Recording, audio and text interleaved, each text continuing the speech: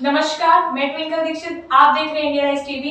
आइए नजर डालते हैं आज की कुछ खास खबरों पर। राष्ट्रीय कवि संगम द्वारा आयोजित कवि सम्मेलन में कवियों ने रंग जमाया। सिकंदराव के गांव बाड़ी में आयोजित मद भागवत मंच पर राष्ट्रीय कवि संगम संस्थापक अध्यक्ष जगदीश मित्तल के जन्म की अमृत बेला में रानी लक्ष्मीबाई के 168वें शहीद दिवस पर आयोजित कवि सम्मेलन में कवियों ने भोर थक घनघोर रंग जमाया। कवि सम्मेलन का उद्घाटन मां सरस्वती तथा क्रांतिकारी रानी लक्ष्मीबाई के छवि चित्र पर मुख्य अतिथि सोमेश यादव, जिला पंचायत सदस्य तथा कांग्रेस और ब्रज कला केंद्र के अध्यक्ष चंद्रगुप्त विक्रमादित्य और कार्यक्रम अध्यक्ष तथा समाज सेवी राजीव भारद्वाज, राष्ट्रीय कवि संगम जिला अध्यक्ष आशु कवि अनिल बोहरी तथा सिकंदराव क्षेत्र अध्यक्ष सुश्री उन्नति भारद्वाज ने माल्यार्पण कर और दीप प्रज्वलित कर इस कार्यक्रम का शुभारंभ किया। सानिध्य वरिष्ठ कवि देवेंद्र दीक्षित शूल तथा संयोजक डॉक्टर अरविंद भारद्वाज का था।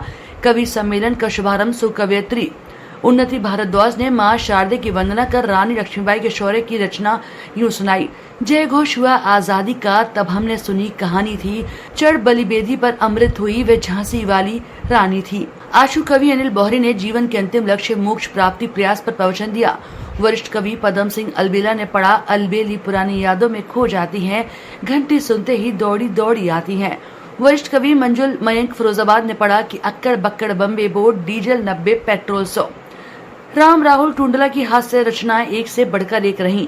कवि सम्मेलन का संचालक कर रहे सुकवि रोहित राकेश बरेली ने सुनाया, ध्यान से सुनेंगे श्रोता, कमलकारों को शब्द कान से कलेजे में उतर जाएंगे। श्याम बाबू चिंतन हाथरस ने पढ़ा कि मन को जीता तो तन मस्त रहेगा। प्रमोद विश्तर सिकंदराव ने पढ़ा, विश्तर सर मोहन नचे यूं पूजे संसार। इसी तरह सभी कवियों ने अपनी अपनी रचनाएं सुनाई।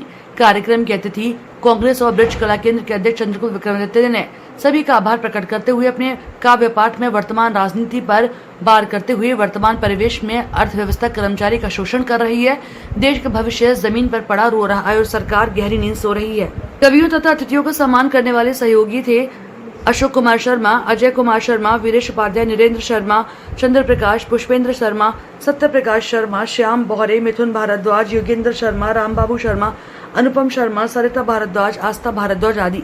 कार्यक्रम का संरक्षण वृंदावन से पधारे तथा व्यास ललित कृष्ण महाराज तथा यज्ञाचार्य मनोज पंडित ने किया। हाथरस से विजेंद्र सिंह की रिपोर्ट। संस्था की जो उद्देश्य है उसकी पूर्ति हम करें और उसे लगातार निरंतर उस कार्य को करें, तो राजनीतिक रचना जो आज देश में हो रहा है, जो आज व्यवस्था है, राजनीति क्यों गंदी चीज है, इस पर निर्णय है आपके बीच रख रहा हूँ। मंच का आशीर्वाद चाहता हूँ कि आज हम जब चाहते हैं कि कोई किसी भी पिता से पूछे कि आप अपने बेटे को क्या बनाना चाहते हो, तो हर पिता का सोच होता है IAS हो, IPS हो, PCS हो, डॉक्टर हो, इंजीनियर हो, वकील हो, शिक्षक हो, लेकिन कोई पिता नहीं चाहता कि उसका बेटा नेता बने, राजनीति करे।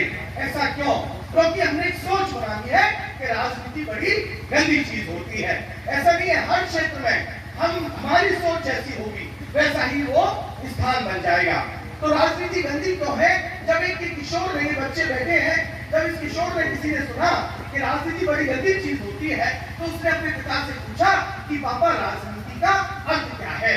उसने लगातार सुना सबसे राजनीति गंदी चीज है, तो उसने अपने पिता से पूछा कि पापा राजनीति का अर्थ क्या है। जो हर पिता का जवाब होना चाहिए वही उस पिता ने कहा कि बेटा राजनीति बड़ी गंदी चीज होती है, तुम इसे क्यों समझना चाहते हो। लेकिन बेटे के हक के आगे पिता मजबूर हुआ और उसने राजनीति का अर्थ अपने परिवार से उधार लेकर यूं समझाया कि उसने बेटे से पूछा कि मैं क्या करता हूँ, तो बेटे ने कहा पैसा कमाते हो, तो पिता ने कहा मैं अर्थव्यवस्था हूँ क्योंकि मैं अर्थ की व्यवस्था करता हूँ। फिर बेटे ने पूछा कि माँ कौन है, पिता ने कहा मैं जो पैसा कमा के लाता हूँ माँ उसे खर्च करती है, अतः वो सरकार है। फिर बेटे ने पूछा कि पापा हमारे घर की नौकरानी कौन है, तो पिता ने कहा सरकार जिसको पैसा देती है वो कर्मचारी होता है।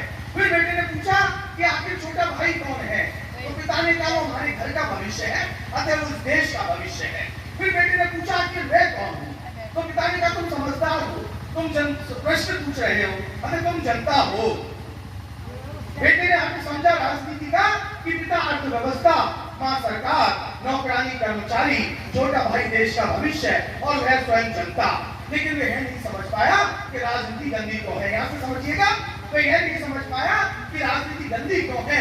वह व्याकुल रहा, आधी रात जब किचन में पानी लेने जाता है, यहाँ ध्यान दीजिएगा कविता पर और मेरे संदेश पर, कि जब वह आधी रात किचन में पानी लेने जाता है तो देखता है कि पिता अपने कमरे में मौजूद नहीं है। नौकरानी कमरे से खटपट की आवाज आ रही है। छोटा भाई जमीन पे पड़ा रो रहा है। माँ गहरी नींद में सो रही है।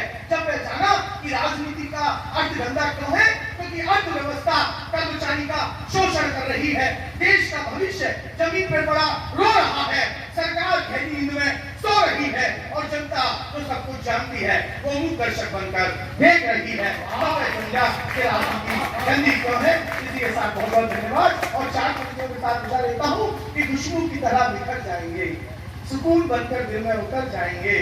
महसूस करने की कोशिश तो कीजिए, आप जिधर देखेंगे उधर पाएंगे, उधर पाएंगे। धन्यवाद। आगे ताजा खबरों से जुड़े रहने के लिए हमारे चैनल को सब्सक्राइब, लाइक, बेल आइकन दबाना ना भूलें। धन्यवाद।